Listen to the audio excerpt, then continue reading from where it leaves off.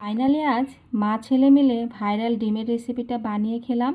এই যে ডিমের রেসিপিটা কিভাবে বানাচ্ছি আর 10-এর ভিতর কত দেব সেটা ভিডিওতে শেষে আপনারা জানতে পারবেন।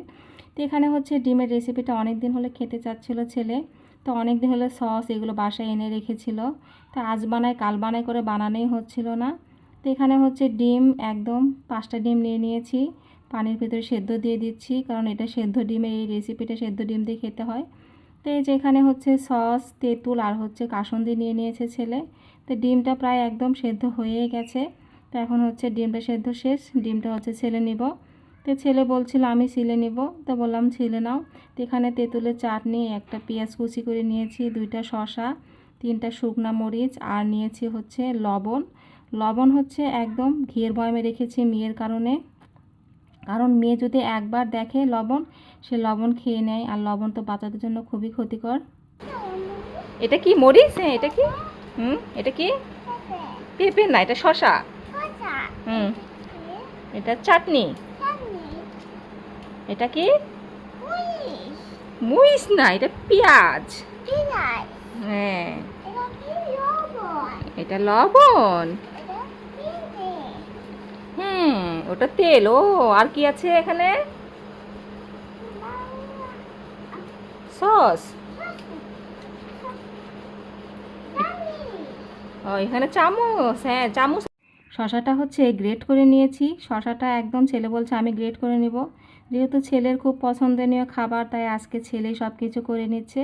তো বললাম করে নাও, সুন্দর করে গ্রেট করতে কিন্তু অনেক ভালো লাগে। সে বলছে আমার গ্রেট করতে অনেক ভালো লাগে। তো 2টা শশা সুন্দর করে গ্রেট করে নিয়েছি। এরপরে হচ্ছে শশার পাশে এখন আমি হচ্ছে এটা মাখিয়ে নিব মশলাটা। এখানে হচ্ছে 3টে শুকনো মরিচ দিয়েছি, একটু লবণ দিয়েছি, দিয়ে হচ্ছে এই শুকনো মরিচটা দিয়ে একদম সুন্দর করে মাখিয়ে নিতে হবে। এরপরে দিব হচ্ছে সরিষার তেল। সরিষার তেলটা দিয়ে আরও একটু দিব হচ্ছে টমেটো সস, আর দিয়ে দিব হচ্ছে কাসুন্দি। কাসুন্দিটা না দিলে হবে না, এগুলো সবই দিতে হবে, না হলে এটার পারফেক্ট টেস্টটা আসবে না। তো এখানে হচ্ছে সুন্দর করে একটু মাখিয়ে নিয়ে একটা পেঁয়াজ কুচি ছিল সেটাও দিয়ে দিলাম, দিয়ে আবার একটু মাখিয়ে নিচ্ছি। তো মাখিয়ে নেওয়ার পরে এর মধ্যে দিব হচ্ছে আমি হচ্ছে একটা তেঁতুলের যে চাটনিটা ছিল, এটা চাটনিটা না দিলে এটা টেস্ট আসবে না। তো চাটনিটা দিয়ে সুন্দর করে মাখিয়ে নিয়েছি। মনে হচ্ছিলো একটু লবণ কম, তাই আরেকটু পরিমাণে লবণ দিয়ে সুন্দর করে আবার একটু মাখিয়ে নিলাম। আর একটু সয়েও দিলাম, কাসুন্দি আরেকটু দিলাম, যে টেস্টটা আসলে কেমন হয়। আসলে খেয়ে দেখলে বোঝা যাবে টেস্ট আসলে কেমন হয়েছে। তো একটু খেয়ে দেখলাম, ছেলে বলছে দাও তো আম্মু একটু খেয়ে দেখি।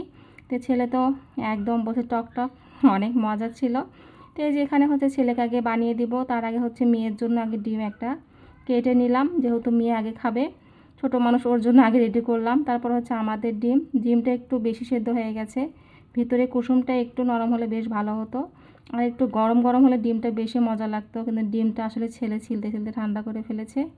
তো উপরে হচ্ছে টমেটো, আসলে উপরে চাটনিটা, তেঁতুলের চাটনিটা দেওয়ার কারণে টেস্টটা আসলে অনেক দ্বিগুণ হয়ে গেছে।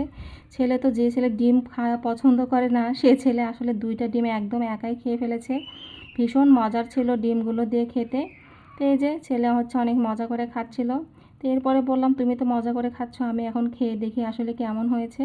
তো এডিট করার সময় জিভে আবার পানি চলে আসছিলো, এতটাই মজা হয়েছিল কি আর বলবো। তো এখানে হচ্ছে সুন্দর করে দিয়ে উপরে এই যে চাটনিটা দেওয়ার কারণে টেস্টটা আসলে দ্বিগুণ হয়ে যায়। ডিমটা একটু গরম হলে বেশ ভালো হতো, কিন্তু আমার কাছে ডিমটা ঠান্ডা হওয়ার কারণে একটু মজা কম লেগেছে। তবে এই চাটনিটা, যে মশলাটা মাখিয়েছি, যে এই শশার এই মশলাটা খেতে কিন্তু বেশ মজার ছিল, এটা খুবই ভালো লেগেছে। আমি 10-এর ভিতর 8 দেব, 10-এ 10 দিব না, কারণ ডিমটা ঠান্ডা হওয়ার কারণে বেশ ভালো লাগেনি। পরে এই চাটনিটা, মশলাটা মাখানোটা মেয়ে আমার একটু খেলো, আর আমি তো একদম চেঁচে মুছে সবগুলো খেয়ে শেষ করে ফেলেছি, মা ছেলে মিলে। সবাই ভালো থাকবেন, আর এটা বানিয়ে খেয়ে দেখবেন, অনেক মজার ছিল।